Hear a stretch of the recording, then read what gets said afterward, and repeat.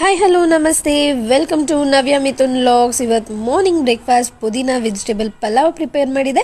So ಅದಕ್ಕೆ ಮೊದಲನೇದಾಗಿ ಈರುಳ್ಳಿ, ಕ್ಯಾಪ್ಸಿಕಮ್, ಕ್ಯಾರೆಟ್ ಹಾಗೆ ಗೆಡ್ಡೆಕೋಸನ್ನ ನಾನು ಸಣ್ಣದಾಗಿ ಕಟ್ ಮಾಡಿ ರೆಡಿ ಮಾಡಿ ಇಟ್ಕೊಂಡಿದ್ದೆ. ಹಾಗೆ ಚಕ್ಕೆ, ಮೊಗ್ಗು, ಲವಂಗ, ಏಲಕ್ಕಿ ಕೂಡ ಒಂದು ಸೈಡಲ್ಲಿ ರೆಡಿ ಮಾಡಿಟ್ಟಿದ್ದೆ.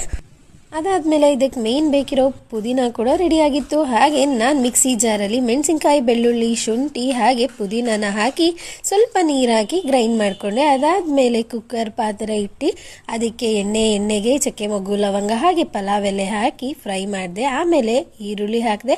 ಅದಕ್ಕೆ ಸ್ವಲ್ಪ ಉಪ್ಪು ಹಾಕಿದೆ. ಉಪ್ಪೇನಕ್ಕೆ ಹಾಕಿದೆ ಅಂದರೆ ಬೇಗ ಫ್ರೈ ಆಗಲಿ ಅನ್ನೋ ಕಾರಣಕ್ಕೆ. ಅದಾದಮೇಲೆ ಎಲ್ಲ ವೆಜಿಟೇಬಲ್ಸ್ನ ನಾನು ಹಾಕಿದೆ.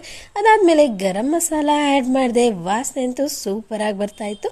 ಅದಾದಮೇಲೆ ನಾನು ರೆಡಿ ಮಾಡ್ಕೊಂಡಿದ್ದು ಪೇಸ್ಟ್ನ ಕೂಡ ಅದಕ್ಕೆ ಹಾಕಿ ಮಿಕ್ಸ್ ಮಾಡಿದೆ. ನಾನು 1 ಲೋಟ ಅಕ್ಕಿಗೆ 3 ಲೋಟ ನೀರು ಹಾಕ್ತೀನಿ. ಸೊ ಅದೇ ರೀತಿ 3 ಲೋಟ ಕೌಂಟ್ ಮಾಡಿ ನೀರು ಹಾಕಿದೆ. ಸೈಡಲ್ಲಿ ಪನ್ನೀರ್